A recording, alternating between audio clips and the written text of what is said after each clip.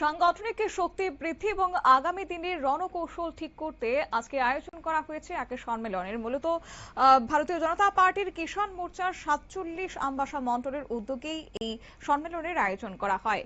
তার পাশাপাশি বিদ্যালয়ের সালেমা কলোনি দ্বাদশ শ্রেণী বিদ্যালয়ের সিআরসি হলে এই সম্মেলনটি অনুষ্ঠিত হয়েছে কিষাণ মোর্চার সাংগঠনিক শক্তিকে আরো মজবুত করতে।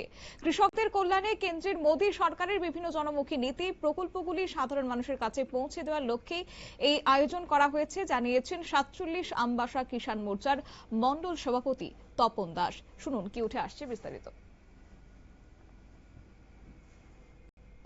আজকে আমরা ভারতীয় জনতা পার্টি কিষাণ মোর্চা আমবাসা মণ্ডল কমিটির উদ্যোগে আমরা আমাদের সালামা কলোনি 12 স্কুল সিআরসি হলে আমরা কর্মীদেরকে নিয়ে একটু সম্মেলন করছি। এই সম্মেলনের উদ্দেশ্য, আমরা ভারতীয় জনতা পার্টির 7টা মোর্চা রয়েছে, এর মধ্যে আমরা কিষাণ মোর্চা একটা গুরুত্বপূর্ণ মোর্চা। তো আজকে আমরা কৃষক সমাজের সবাইকে নিয়ে, কর্মীদেরকে নিয়ে আমরা আগামী দিনে এই সংগঠনকে কীভাবে মজবুত করা যায় তা নিয়ে আজকে বিস্তারিত আমরা আলোচনা করব।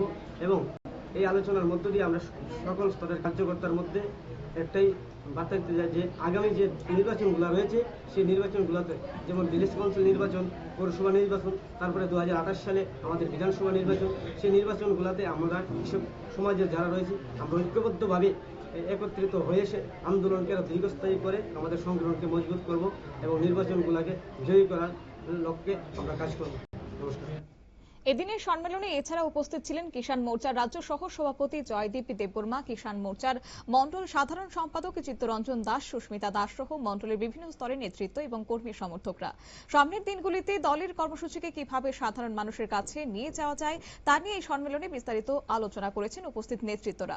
তাছাড়াও নেতৃত্বরা বলেন যে আগামী দিনে নির্বাচনকে কেন্দ্র করে সাংগঠনিক ভিত শক্ত করার লক্ষ্যে কিষাণ মোর্চা এই কর্মী সম্মেলন অত্যন্ত তাৎপর্যপূর্ণ।